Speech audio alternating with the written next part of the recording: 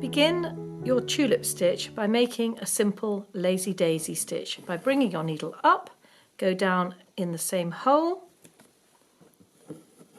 bring your needle up through the marked dot on the line